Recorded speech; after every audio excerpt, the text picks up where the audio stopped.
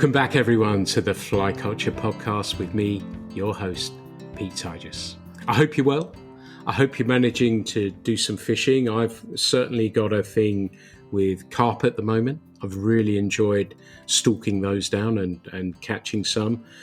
Still, up until the time of recording this, that the river has been cool enough to fish for trout, and I got lucky and caught a nice one the other day, so I'm really, really happy about that. And it's a lovely mixture of stuff, so I hope you're enjoying your fishing as much as me. Thank you so much to everyone for all of those messages regarding the podcast again. I've been inundated with them, and I'm deeply humbled by them. And as you know, if you've written, I always reply to you. So thank you so much. I'm so pleased after so many episodes that you're still enjoying the podcast. So it's wonderful to hear that. So as long as you want them, I'll keep doing them. So thank you for that. My guest today, I met when I was up on my road trip with Monty to Scotland. He was a really wonderful, humble, great person who has done great things with fly fishing. His name is Richard McHattie. He's captained Scotland international level on stillwater and on rivers as well. And we're going to talk about his fishing career. We're going to talk a little bit about where he fishes. And of course, it would be silly of me not to get some fishing tips from him as well. So there's loads that we're going to cover in here. Over to Richard. Good to have you here, Richard. Thank you so much for taking the time to talk with me today. It was great to meet you in Scotland. And after chatting, I knew I really wanted to have you along on the podcast. So thank you for coming along today. How are you doing? I'm fine, Pete, thanks. Good. That's great to hear. And the important question is, have you been fishing? I have been fishing. Picking and choosing when I'm going out just now, so that's quite nice. Mornings, afternoons, just working it in with the family and stuff. Perfect. And for listeners, can you tell us where you're based? I'm based in Aberdeen City. And does that mean that you have to travel far for fishing from there? And where would you consider your home water? Home water's the River Don, which I've grew up on.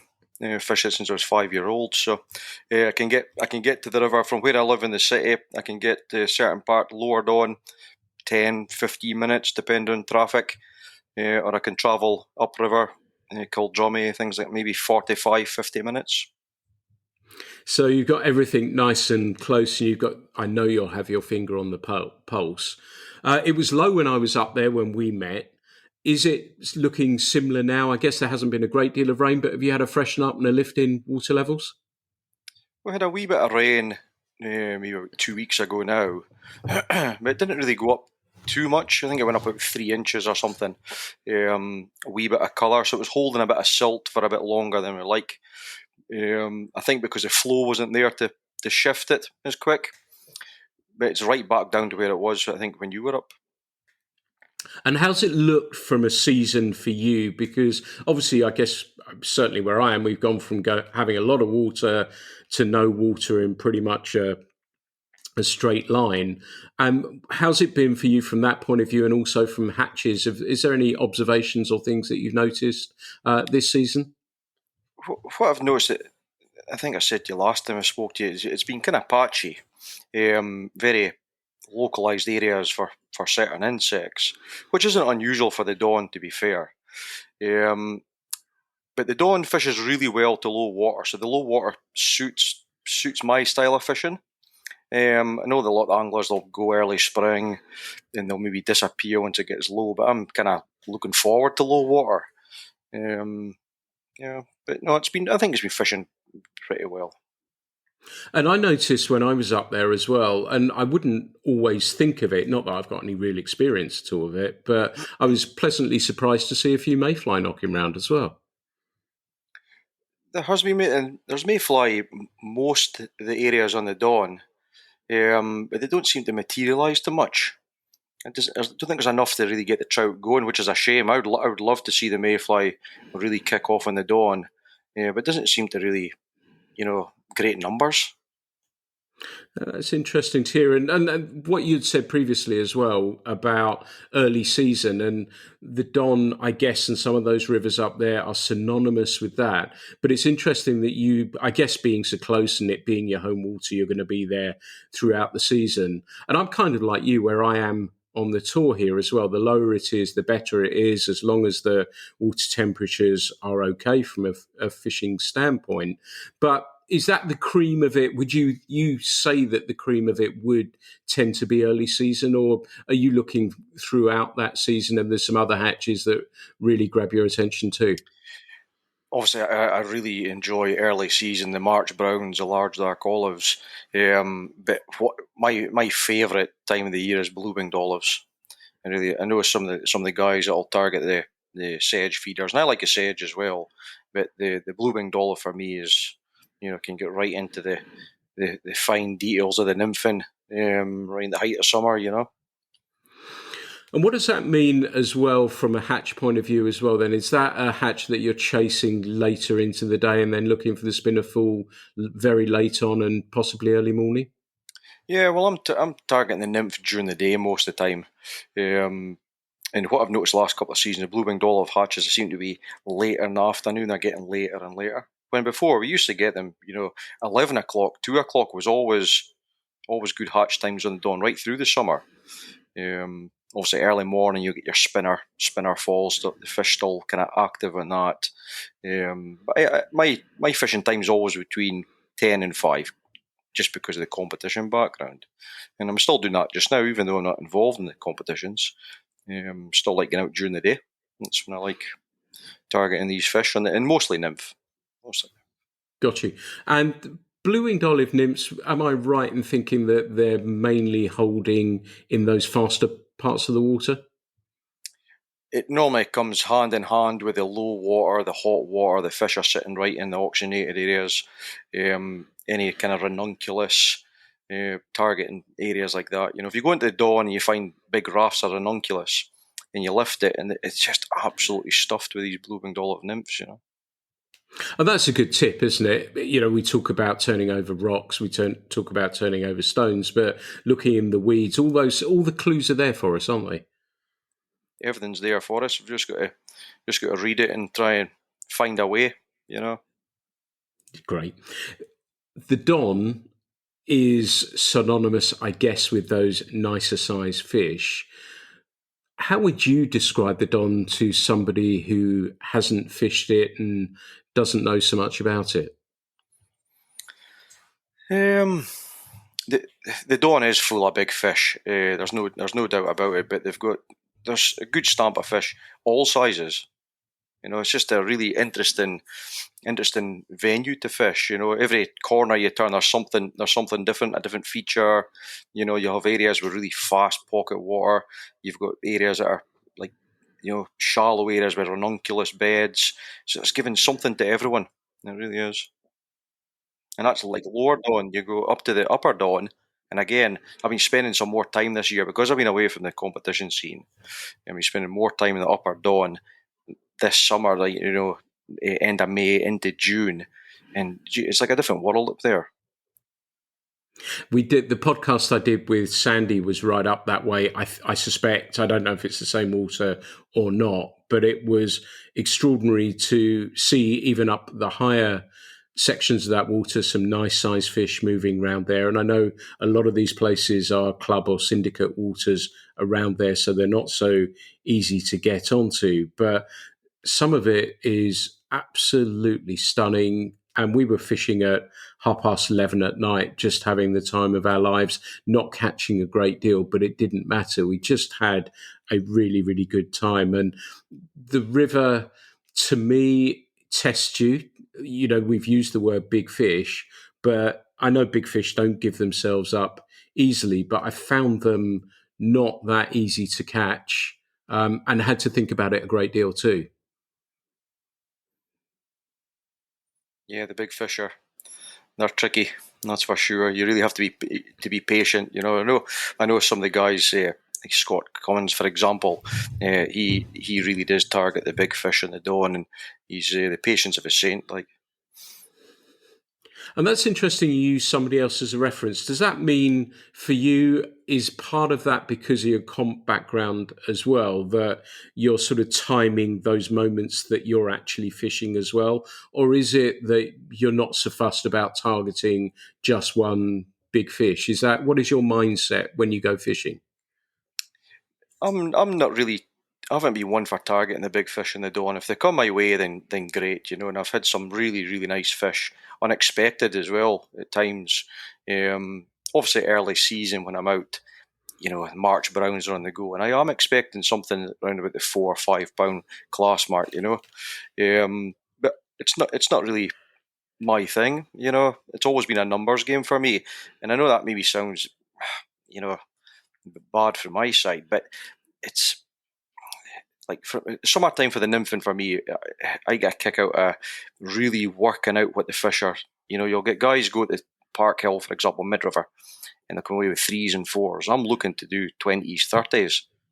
If you can get something that's working and really fine tune it, that's what gets me going in the dawn, like, for sure. And we're going to come on to the competition side of things very, very shortly. But I'd like to take you back to the beginning then. And you said that the Don has always been your river. You've been fishing it for a number of years. Where did it all start for you then? My father got us into fishing from an early age, 4 or 5 years old in the Don. Then we used to sea fish as well, so we used to go for flounders and the cod off the marks round about Aberdeen, Peterhead, and but the river was somewhere that I used to always find an interest, and I'm lucky that I still get the opportunity to fish with my father now, so that's really good. But he's been the biggest influence for me over the years, for sure. And was there a moment where you realised this is for me and you didn't really look back and everything else got thrown away and it was fly rods all the way for you?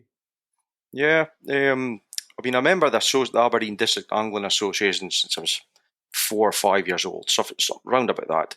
And when I was serving my apprenticeship as a carpenter joiner, I actually stopped fishing for 4 or 5 years. So I stopped from the age of 16, and I got back into it late, maybe 20, when I was 21, 22, something like that. And when I got back into it, then I knew, this is for me, and then started going down the competition scene. I had some really good anglers in the club that kind of took us under their wing, and it went from there, really. And so, does that mean from that competition background, and we're sort of veering into that a little bit, but when you first started, were you competitive by nature? Is that in your psyche that you like to compete either against the fish, yourself, or other people? I am competitive by nature, and unfortunately, I was never really good at it. I loved football and rowing and other sports, but I wasn't really good at it. I was competitive, but just never very good at it. So I found something that I had an interest from when I was a kid. I left it and I came back to it, and yeah, it really got going from there. Yeah, I think I'd have been a professional footballer if there were no offsides, but sadly the rules were against me. But you're also no stranger, and you've captained Scotland in the rivers and lakes discipline.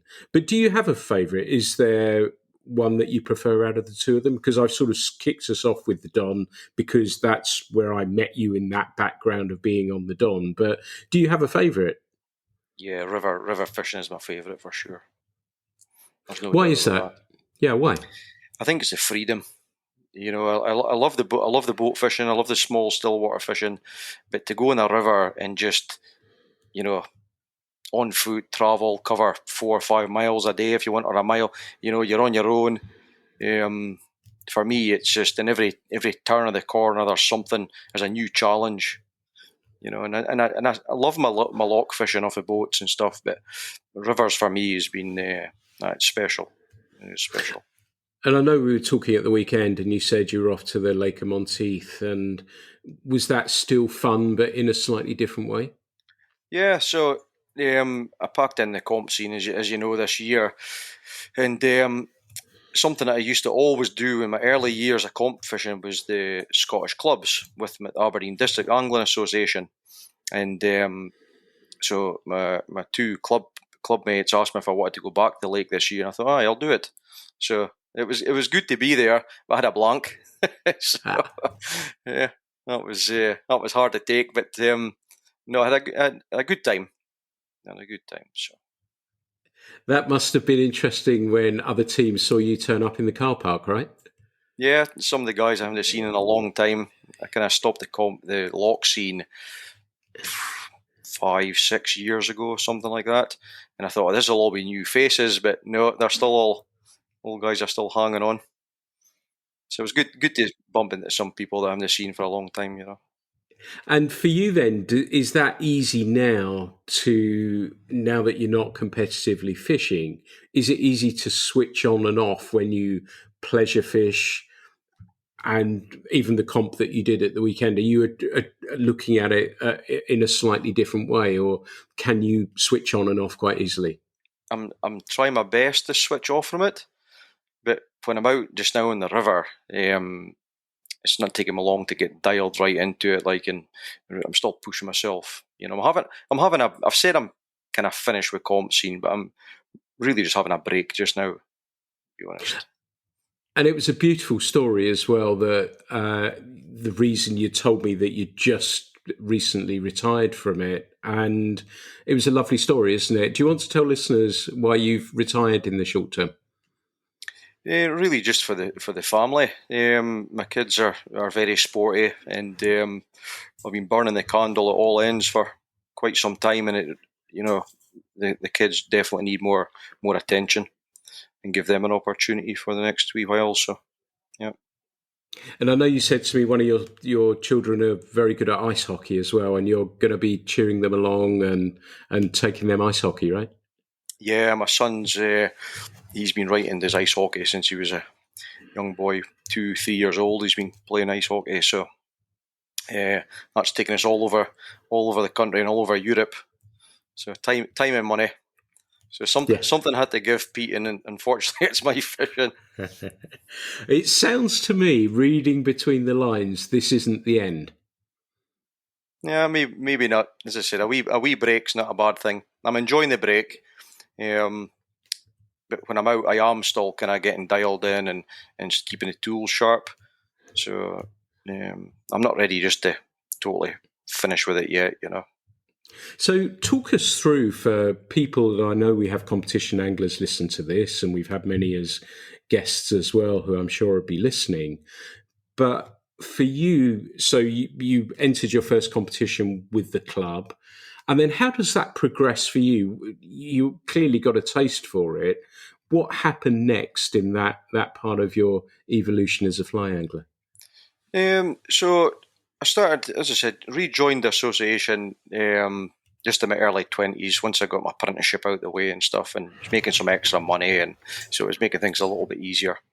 And got in with the right people, then just started getting exposed to the lock stuff, the small stillwater stuff, and it kind of just went from there. And I was getting the odd successful result, and it was enough to kind of keep pushing on. Then I was second, I think it was, in the club championship, like a second or third year back into fly fishing, and I was allowed to enter the individual for the locks, Scottish locks, and for the Scottish rivers. And I qualified for that first river final, and it was on the River Don. And I met a chap called David Downey. I don't know if you've spoke with David before, but big comp angler, and we kind of hit it off on the day he was controlling for him in the river, and it was really David. It kind of helped us on for lots of years. So I've got a lot to thank David for sure. And when you went into the competition scene, was that for you to try and win them, or was it to try and qualify to fish for your country? It was to qualify to fish for my country. Yeah. Yeah. So how was that moment? From when you started that journey in competition angling, how soon were you representing Scotland after doing that? So and I think I made like 4 or 5 lock finals in a row, and I was close but never really getting there. And I had a wee break from the locks. I thought I was doing locks and I was doing rivers both at the same time. And I thought I need to have a wee break from here, and so I stopped the loch fishing for 2 seasons. And the first year I did that, won the Scottish Rivers on the River Tay. Then I went back. So once I got into the river team, I then went back to the lochs, and then I qualified the first year back into the lochs. So I think initially I was doing too much. I was just trying to achieve something that was out my reach, and I should have just focused on one. And it kind of really built from there. Then I qualified. I went into the Scottish National League. You had to have either a River Cup, Loch Cup to qualify for the league. Then it progressed to Europeans and Worlds, so I did that. Then I went back to the Rivers, and that's where I've really been put my efforts into for the last 7-8 years. And what was that like at some of these competitions when you're wearing your blazer and perhaps carrying the flag of Scotland as well? Is that special for you? It was to me, definitely, because I put so much time and effort into it. It's like everything I do in my life. If I'm going to do something, I make sure I put everything I can into it and try my best. So when it finally happened, it was like, this is unbelievable. But also, I built confidence off the back of the first result, getting into the river team. And it just built confidence, which I was probably lacking, doing too much, trying this, trying that. When I was doing the right things, it was definitely a confidence thing. But the first time was so special. Yeah. You used a really interesting word there, confidence, and in the brief time that I've known you, I know arrogance wouldn't come into that, so I'm not using that in any way, shape or form. But confidence, do you think that's a major part of being able to fish well at that sort of level?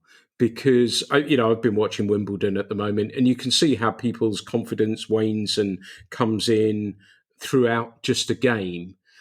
But is it similar to you that you're feeling in the right mindset? So a competition is there. And again, that's why I'm making sure I'm not comparing arrogance with confidence, because you're in a good state of mind, you're feeling good, you step into the river. So everything clicks more easily than when perhaps you're not feeling as confident. There's a massive game goes on in our head, no matter at what level, doesn't it? On many levels of life, really, isn't it?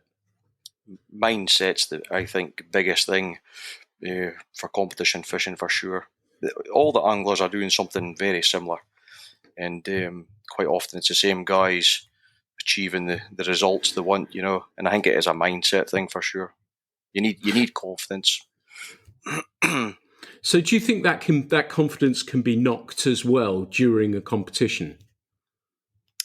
I think if you've got enough experience behind you, like in my early days in comp fishing, definitely, there's times you're confident, not overconfident, but feeling comfortable what we're doing, things like that. Then early years, definitely would take a wee knock. Maybe somebody above you in the river, you've seen them taking 3 fish or something, and they can play with your head.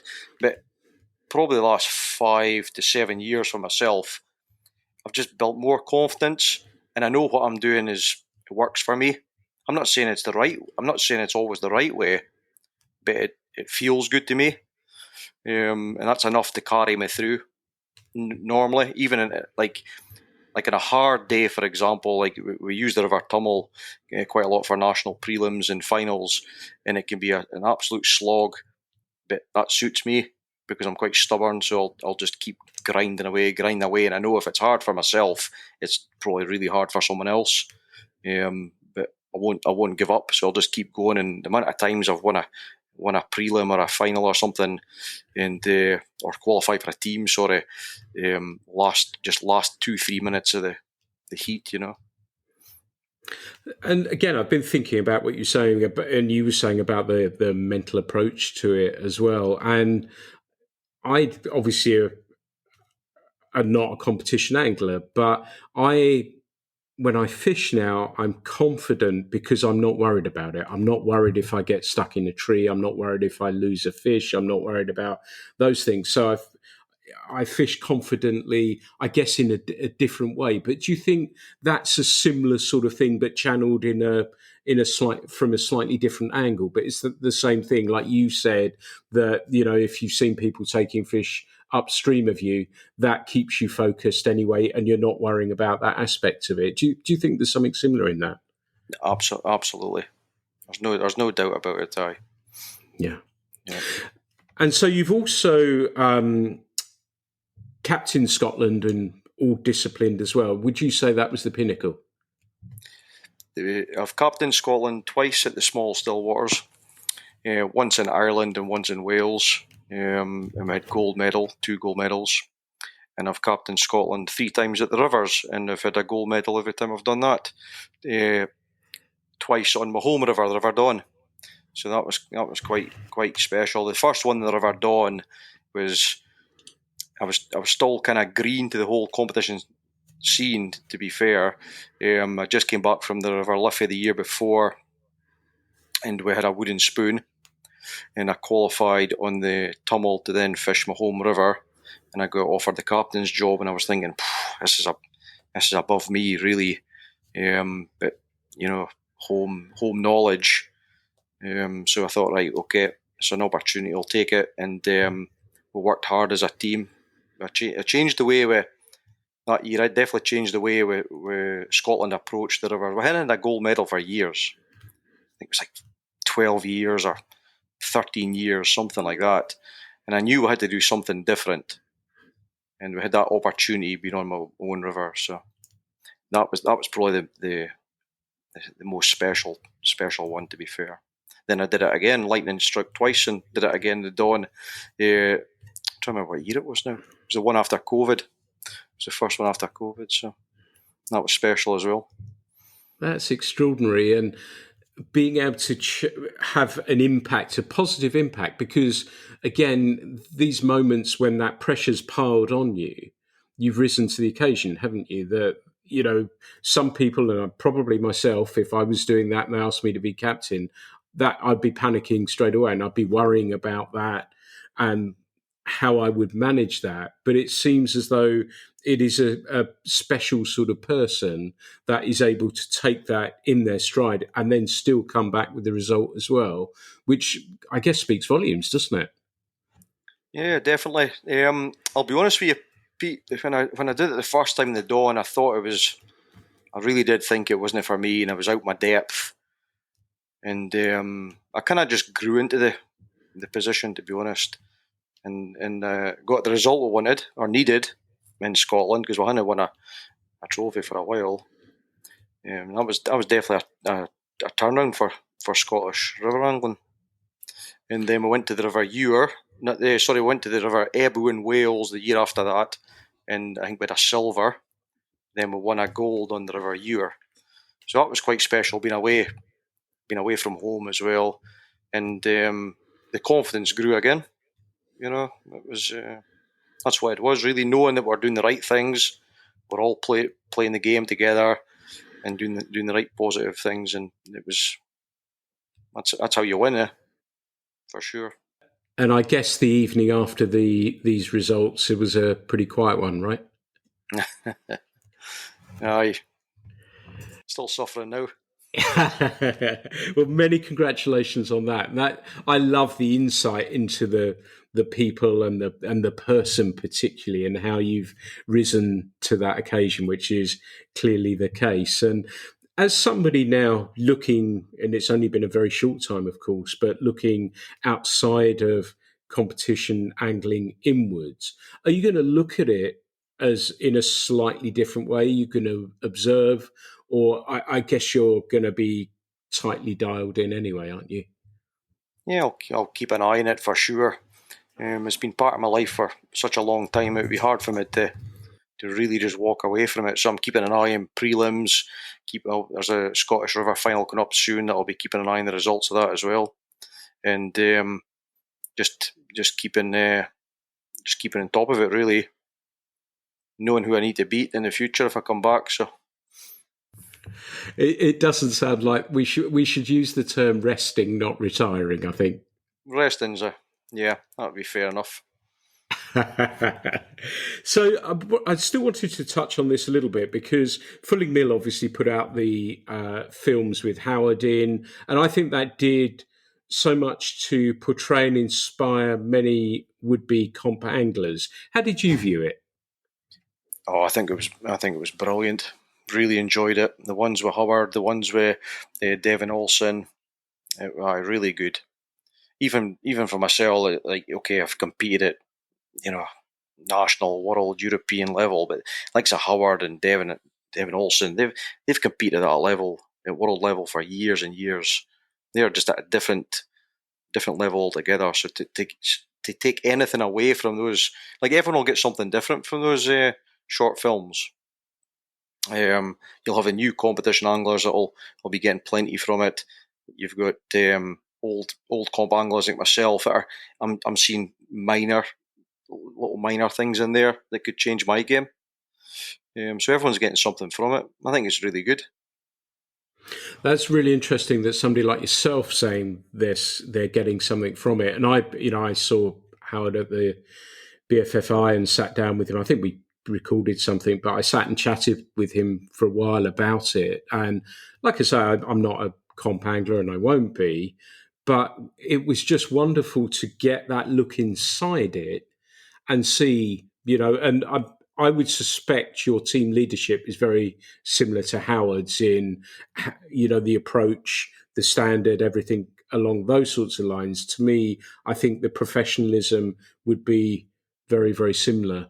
But I'm still fascinated to hear that somebody like yourself took something from it. And it must be pleasing in many respects, seeing that the things that you've probably been doing for a number of years on the river are filtering down to us as well. And that's kind of cool, isn't it? Oh, absolutely. Everyone's benefiting from it. Yeah. Right down into your tackle shops and stuff. It's good to see pleasure anglers going out and maybe turning a day where they would get maybe 2, 3 fish into 10, 15 fish. It's good for everyone. It really is. And coming back to those, I was just thinking about what you said at the beginning about where you go out and you want to clock those numbers just to make sure you're sharp and on form with that sort of stuff. Do you set yourself something then if you're fishing from, as you said, let's say 10 till 5, or you're doing, I can't remember what Howard called it, the hour or magic 2 hours or golden 2 hours or hour or whatever it is. Do you do something similar to keep yourself in the zone? Something similar. When I was involved with the competitions, I would peg, and this was after a conversation with Howard and McHattie actually, and they both said a way to get better is to maybe take a bit of river 30 yards, just like what Howard did in that video, short section, and just work it as best you can, and it definitely brings you on, that's for sure. And that translates to us as well, doesn't it? To improve your watercraft and your reading of the water. Because one of the things, and I know we'll talk about the guiding because I know you told me you've been doing some guiding as well. But it's easy when you're pleasure fishing to just sort of not make those changes in the way that you might make them, and me to a lesser degree as well, because you're in touch with what's happening. And in some respects, it doesn't matter because if you've got an hour on the river, it doesn't matter. You want to enjoy it, but also by taking that little section, you can make sure you explore it and approach it in a number of different ways to understand why you're catching or perhaps why you're not catching. Right? No, definitely. I've just recently done a wee workshop. Done one in the early season, but just done a wee summertime one there, and I fished for about an hour and a half myself. I went through various methods for the type of water we had in front of us, and I fished for maybe about an hour and a half, and I was showing them the kind of the change I was making. But also says you don't have to make these changes. All the changes I'm making, I'm making micro adjustments. But they can make small adjustments to improve their own fishing. For a pleasure angler. You don't have to really go half a bead size and all the rest. But you can go from a heavy bead to a medium bead to a light bead. You can make those changes, um, I think a lot of pleasure anglers are happy me just to get the fresh air and just get out. But they can change their day. Just a little bit more thought. That's all. And those micro changes, like you say, with bead size, for example, or dry fly size, whatever, it can make a difference. And one of the things I've observed is people probably generally, when they're pleasure fishing, make them a whole lot slower. Whereas you're probably, is it like 2, 3, 4 drifts or whatever? And right, that's changing. That's not, and you're doing that the whole time. The River Don, for example, it changes so quickly. You could be in a pocket, 3.5 feet deep pocket, and then the one above it sitting at 1.5 feet. So you're making these changes to get everything you can, the best from the River Don. Really, you're making so many changes, and you'll come up on the tail of a pool that's sitting, 2 feet, no pushing at all, no flow, ranunculus bed. So then it's a different approach. Now you can walk past it, but like myself, I'm out for maybe an hour and a half. I'm trying to really work those bits of water that I've got in front of me as best I can.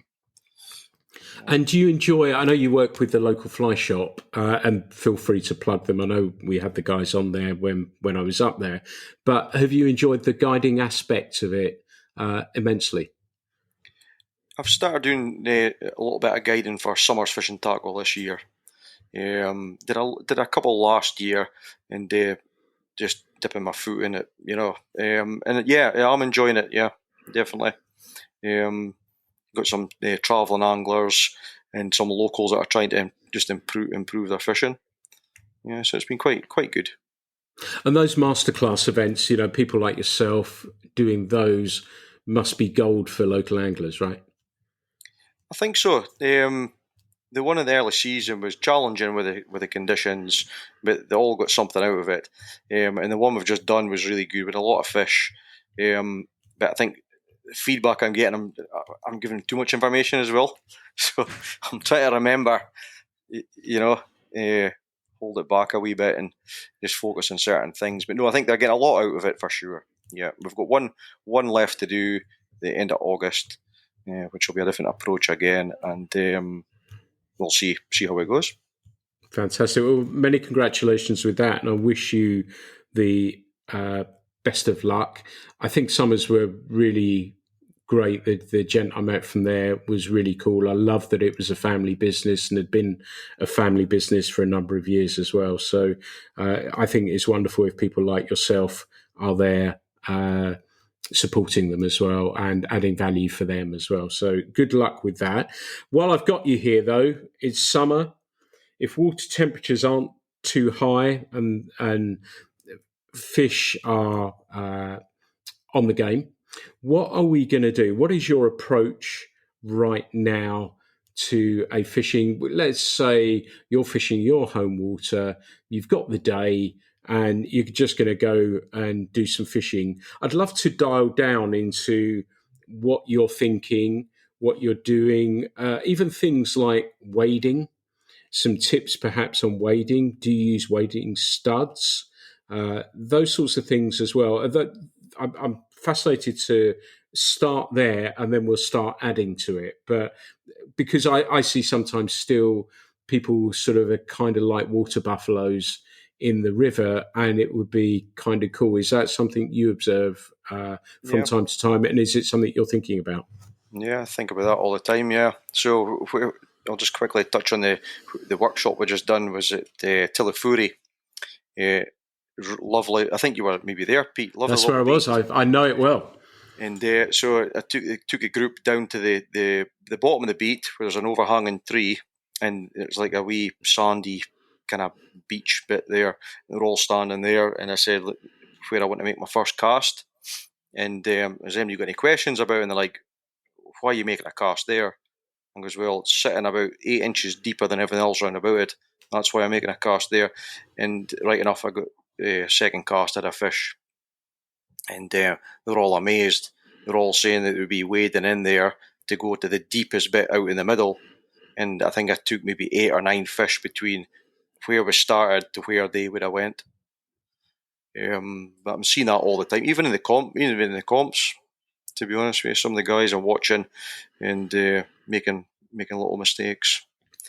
Well, the first thing in the morning, you should be really looking at your inside line. And as the day progresses, the chances of a fish maybe sitting in the inside line is probably slow. So then you would then maybe just batter into it. But certainly in the morning, I'd be checking the inside pockets and seams and stuff for sure. That's I know exactly what you mean as well. So that's wonderful to hear, and it's a wonderful little spot as well, which I enjoyed immensely. So setups and stuff like that. What are you fishing with? What tackle do you use? So just now, with the water height and the temperature, where I'd be looking? I'd be looking for kind of steeper gradient parts of the river, pocket water really. And I'm fishing, jumping between stimmy nymphing, so big stimulator sedge, bead maybe 2-3 feet behind it, targeting the pocket water, and I'd be fishing single nymph anywhere around about the ranunculus beds and stuff like that. That's kind of what I'm doing just now. Both setups fished on a 10'2" Hardy 0.2 weight. That's my two setups just now. That's about it. I would go double nymph if I'm in maybe like a neck of a pool, something a wee bit deeper than that. But at the moment, most of it's stimmy nymphing, single nymphing. And stimmy nymphing, I know you mentioned that when I first met you. And is that tied to the bend of the hook? Yeah, I tie it in a dropper. I used to always fish off the bend of the hook because it was more to do with what the nymph was doing. I've spent some time with Howard, and he showed me put it on the dropper to really maximise your chances and to get a different presentation on the sedge as well. So 99% of the time now I'm on a dropper with it. Yeah. Yeah. And how long's your dropper? Yeah, quite long, 8 to 9 inches, something like that. More to do with like maybe heavy bead and getting the caddis bouncing as well in the pockets. That's been pretty good of late. When I've been out, it's been good fishing. Yeah. That's a great tip because I was assuming you were going to say a couple, 2 or 3 inches or something like that. So that's to manipulate that stimulator as well, is it? Yeah, definitely. Yeah. The thing is, everyone's relying on the sedge disappearing, but the way you fish it in the pockets, nice and tight, you're actually getting a direct contact to the nymph at the same time. And the sedge is kind of floating about, and you can, if you overweight it, you can bounce it. There's been plenty of articles written on that as well. I'm certainly not the first person to do it. That's for sure. So does that mean that you say the stimulator, you're not looking for that to go under? Does that mean you're looking at something on the line? Do you have a indicator, or are you looking at a knot, or do you mark it? How do you do that? Just keeping it nice and tight, so the line's all the way through to the nymph, and the sedge is just doing its own thing. And I really am kind of keeping an eye just on the nylon. I've got no colour involved. If you put any colour, it's too close to the sedge, I think. But if you've got it nice and tight, you can obviously you throw it in and let it sink, then come tight to it. There's all different ways. It really depends what the fish are doing on the day as well. But the sedge on a dropper it's night and day, really. Yeah, that's good to hear. And funnily enough, I'd been using it on Tilly Foray, that nice run towards the bottom, that deeper one that's in on the bank there.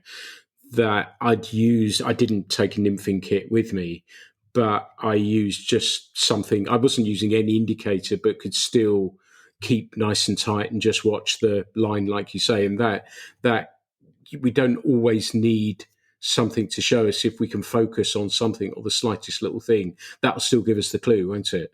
That's it. I think as well, when guys are nymphing, I think, and I'm still bad for it as well, is going too heavy. I was over in Spain last year to see Pablo Gastro.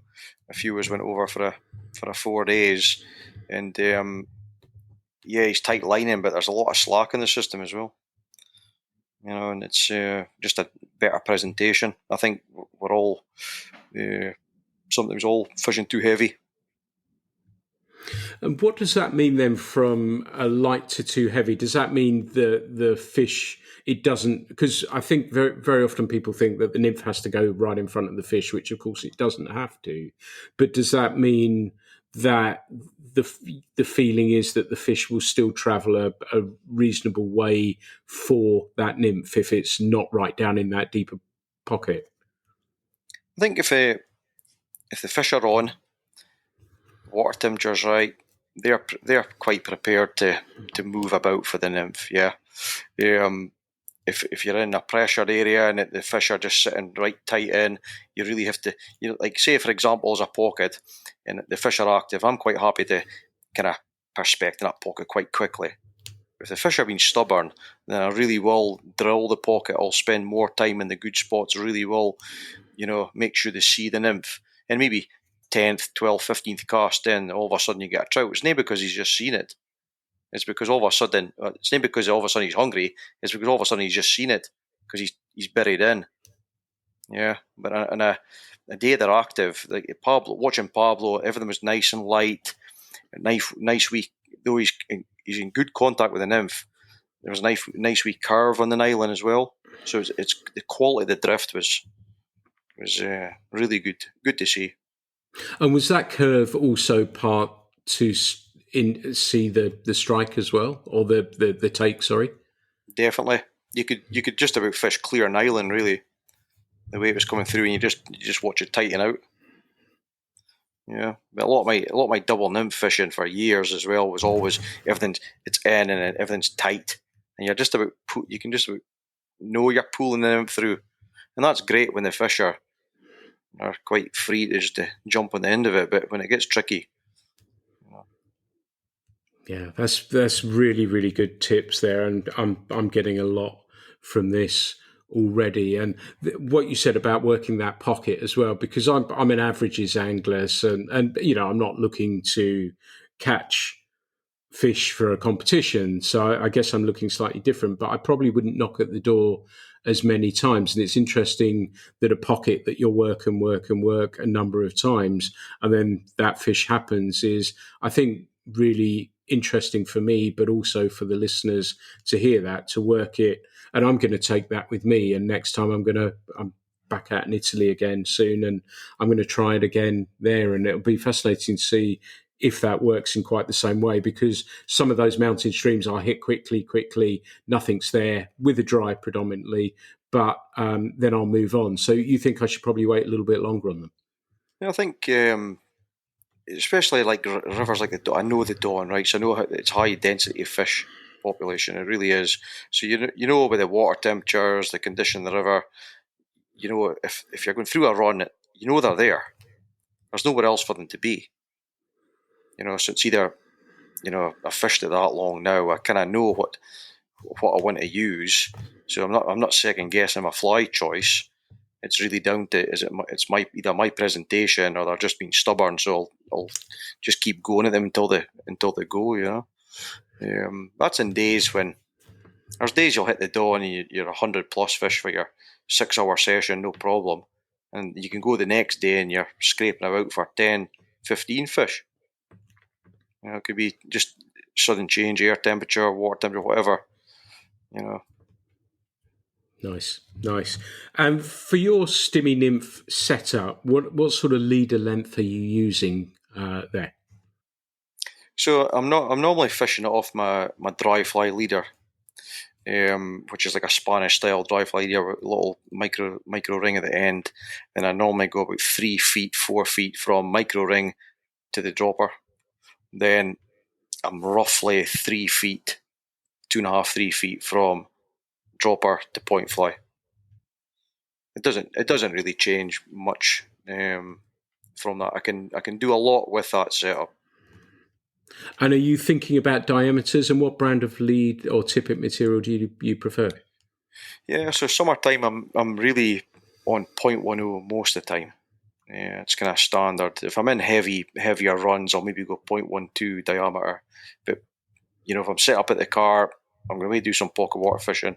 Normally start 0.10, and I use Rio Powerflex I've used that and the reason I use it for nymphing, I use it for dry fly. I know a lot of guys use fluorocarbon and stuff, but I just use the same nylon for dry fly and for my nymph. And in touch wood, it's never let me down. Brilliant. That's great. Well, thank you for those tips. I think they've been invaluable. Is there anything else if you wanted to pass on to people when you've done these workshops, or if you're guiding someone, for example? What is the key thing? What is the one thing that you really want your pupils or your client for the day to learn and understand? Just really believe in what they're doing is right. Take it. You don't have to make it complicated. You can make it as complicated as you want, but I think I've done a whole full circle. I remember when I first started on the rivers, my chest pack was absolutely overloaded with flies, and I've managed to finally scale that down to next to nothing, and really focus on what I'm doing rather than there's no fly choice. I know you can go to certain venues and something will be a standout, but I really am a believer it's no fly choice. It's all in the presentation, right? I think so. Yeah, definitely. And that's great for people to hear somebody like yourself saying that. And that comes on nicely too. Does that mean that, I guess you probably do, because I've seen those videos and those sorts of things, that you tie flies, right? I do, yeah. And does that mean that you're going to be tying, well, I think we all know the answer to this now, but does that mean that you're tying a lot of patterns? Not anymore. I've got about 3 or 4 nymphs that I use for the start of the season to the end, and I've got 3 dry flies pretty much, just tied in lots of different sizes and weights. That's it. Wow, that's kind of impressive. One of the things that I need to ask you as well is, I suspect the answer is yes, but are your fly boxes tidy? They are tidy. I'm probably very very tidy actually. Some of the guys I compete with, they're like, "What are you doing, man?" Everything's all marked out, it's all labelled, and just got lots of the same flies all rigged out. But my lock boxes they're a mess, as I found out on Saturday night. Well, that's good to hear, and because I assumed nearly all comp anglers would be very, very tidy with their fly boxes, because if you need to make those changes quickly, you know where everything is. And again, that would be another failing for me. I put a picture out on my socials the other day about salmon box, and it was just an embarrassment. But I guess if I was trying to compete, I'd try and keep them in some semblance of order. But I guess if you've got so fewer patterns, then it doesn't matter quite so much to keep them tidy, because you haven't got much to mix up with. COVID was great for myself. I just tied all the stuff I like using in bulk. All labelled up size. So, but the box that I normally go out with, I just keep topping it up. Yeah. Yeah. And do you like all the lines then full rather than a few missing? Yeah, I don't like anything missing. I'm a bit anal like that. But yeah. I'll be a bit like OCD, I think.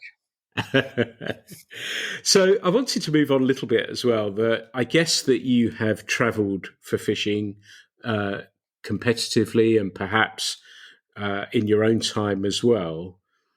Have you had a favourite destination that you've visited, and can you tell me why? Yeah, probably favourite destination was the River Ameren in Sweden.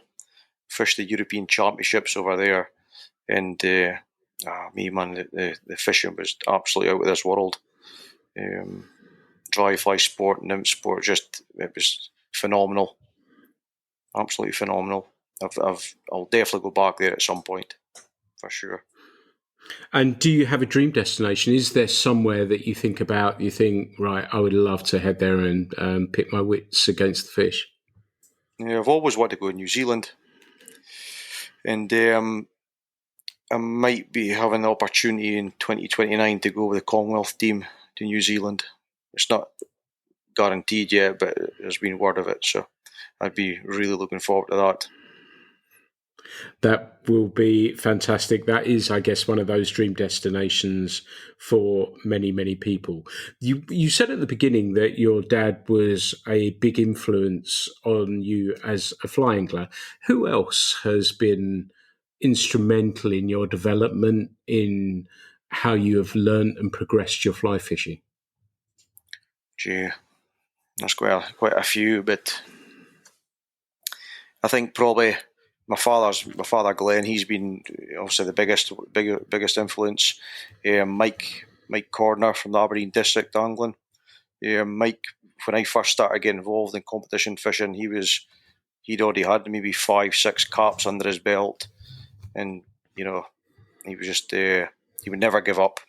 Even to this day, I still get a chance to fish with Mike, and he was just hard at it. Like, even if it maybe wasn't the right method, he just had confidence. So he's been a big influence. David Downey, that I mentioned earlier, I was really, really lucky to meet in with David, and took me under his wing for a wee while, and he's a really good lad. And some of the Borders guys as well. John McClellan spent a lot of time in the river, probably early, around about 2007 to 2010, something like that. Doesn't fish competitions anymore, but probably one of the best river anglers I've ever fished with, to be fair. Really, really just switched on. Grant Gibson, was a list no handy. Grant Gibson, phenomenal dry fly angler from the Borders, absolutely brilliant. There's so many, Pete. There really is, and I'm sorry if I've missed anyone. Nice, but that's an impressive list, and it's just nice to understand and know a little bit more about you and the people that have been a part of that as well. How does, and I ask this question quite often because I like to try and understand how fly fishing looks in the UK as a whole. We might look at it from a Scottish perspective, but then let's look at fly fishing as a whole. And, we have climate to contend with at the moment, but are we growing? Are we shrinking? Are we just, as I often call it, just a small little pastime that people enjoy, and some of us are incredibly fanatical about it, no matter what discipline they're involved in? And do we just accept it for what it is, and how we are part of it? But what do you make of it, and what do you think of it? Let's take Scotland first, because you know that incredibly well, and then let's look at fly fishing in the UK as a whole. I think from Scotland's point of view, I think it's quite healthy. The comp scene, a lot of anglers getting involved, keeping it going. Saying that the rivers this year, the numbers have dropped slightly. But there's been some changes with the committee and things like that. That's good. I think some people's dropping out, but I think that'll pick up again just in the next few years. It'll be back to where it has been. From the locally in the Aberdeen District Angling Association, their membership staying quite steady. You always get guys dropping out, but there's always new ones coming in. Maybe not so interested in the fly fishing side of it. Well, I'll say fly fishing. A lot of them are into streamer fishing. Maybe not dry fly nymph fishing, which is good. There's nothing wrong with that. A lot of guys like to do the spinning. As far as I'm concerned, as long as people's wanting to come out and fish the river, it doesn't really put me up or down what method they're using. As long as there's guys out and you're on the river bank, you meet somebody new, it's just good. So I think Scotland in general is not too bad. From the UK, I know Ireland, for example, going back into the comp scene, they've got a massive comp scene. The river anglers over there, they're producing some really good river anglers. And at club level, there's a lot of guys competing to try and get through at the nationals. So they are really looking strong for a few years ahead, I think. Not too sure about Wales and England. I'm not too sure what's going on with the comp scene. Lockstyle, I think Lockstyle's still quite healthy. Yeah, that's good to hear. And so, do you think we are just a small pastime populated that we have, like you say, people move away from it through whatever reason, and then people are coming into it, and we have to accept that that's what we are. Do you think we are as let's compare it to football? We've talked about tennis. I suppose that's a small thing relative as well, but we'll see loads of people on tennis courts, won't we, for the next couple of weeks, and then the tennis courts may become a lot quieter again once the Wimbledon thing has died down, although they've reinvented it with pickleball and whatever that other thing's called that's quite similar to it as well, that's brought people into those racket sport games. But are we a small pastime, do you think, generally? I think we are. You can look at it from all different angles, and you can try and dress it up if you want, but I think we are just a small pastime. Like a lot of the old guys, when I was just a junior in the club, a lot of the old guys are away now, but that all that knowledge and that was lost. A lot of the guys maybe coming into fishing now, maybe in their 50s, mid 50s, and they'll give it a few years, but they're not getting the results quick enough, so they'll maybe fall away from it again. And that's one of the reasons we're trying to do these workshops on the River Don with Summer's Fishing Tackle, to really try and help the locals that they'll maybe join the new member in the association, but they don't know where to turn to. So we're trying to give them as much information as we can, enough to keep them interested. I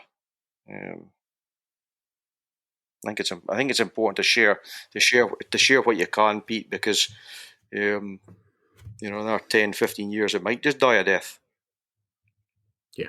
Yeah. Do you think we got to evolve then? I've touched on climate. I've talked about water temperatures, pollution, whatever those things are. Do you think we do have to adapt as fly anglers a little bit? And we've talked about, I've put out recently a podcast. I was carp fishing, stalking fish in clear water with nymphs and leeches and things like that. We've seen the growth again, and you'll know from going back a little way as well when we were first talking about carp and mullet and bass. Do you think those things are going to come into it a little bit more and be a way to bring people into fishing in a different way? Yeah, definitely. And the more information we can get out to the general public and all these types of fishing, the better. For sure. Like, it's like the Association of Aberdeen, they'll get complaints maybe about the new anglers coming in and streamer fishing. I'm thinking, well, I'm not doing any harm. Like, they're sticking to the rules. The club's adapting as things are changing, and to keep the club alive. So I think you just got to move with the times, and if the guys don't want to fish a nymph, fish a dry hole, let them stream or let them spin fish. I'd be letting kids back worming and that in the river as well. I really would. We wormed as kids. I think it's a good way of getting them into it. That's a good point. I think the word adapting is something that is exactly right that you touched on there, and clubs have got to do that. And that may be a way to keep them full of members. And as a result of that, they're buying fish. It filters through on so many different levels, doesn't it? It filters to guides. It filters to fishing tackle shops. It then goes to tackle companies, and then it's keeping the chain moving, isn't it? We've got to do something to keep it going, for sure. But it's not just sorry, it's not doom and gloom yet. I still think it's pretty positive in Scotland, Ireland. I'm not 100% sure in England and Wales, but it's still looking good. Yeah, I think as long as we're aware of these things, aren't we? That we're like you say, adapting or looking at these things. As long as we're the eyes and ears on the water, that we can see what's happening, we're aware of it, then we can perhaps help enforce change or adapt where we need to adapt. Yeah, as long as I think clubs and committees, if they keep an eye on these things and just ring the changes, You know, I think like the association, for example, in Aberdeen, they've got miles of water, Pete, and they could make fly only areas if they wanted. And then they could open up other areas for spinning and worming, and you know, there's heaps of options. There really is. Yeah. Yeah. That's good. Well, it's nice to start to bring things to a close on a positive. If people want to connect with you, if they want a guided day with you, if they just want to touch base with you, how can they find you? Yeah, I'm on Instagram, Aberdonia Fly Fishing. My email address is on there as well, or they can go through Summers Fishing Tackle, Aberdeen. Fantastic. Well, I've got the dreaded question for you at the end. I've got to apologise to listeners that I haven't updated it for absolutely ages. So I'm so sorry about that. But we have this playlist, and it's almost hypothetical, I guess, in some respects, that people are telling me a favourite song of theirs. So have you got a song for me for the Fly Culture road trip playlist, please? For a road trip playlist. Oh, favourite of mine, Proclaimers 500 Miles. Perfect. What a great song. There, we've ended beautifully with that as well. So that's a great choice. Thank you for that. Richard, it's wonderful to speak to someone. And as I said, when I first met you, I just knew I wanted to speak with you. You've been absolutely fantastic. You're an absolute gentleman. It's been a pleasure to have you on the Fly Culture podcast today. Thank you so much for talking with me.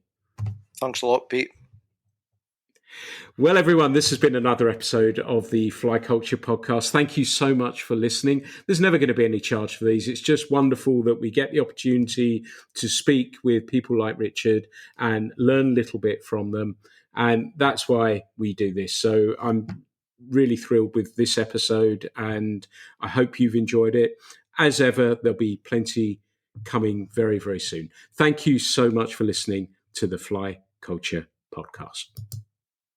The Fly Culture podcast is brought to you in association with Fly Culture, a quarterly published magazine owned and run by fly anglers. When it comes to fly fishing, we've got you covered.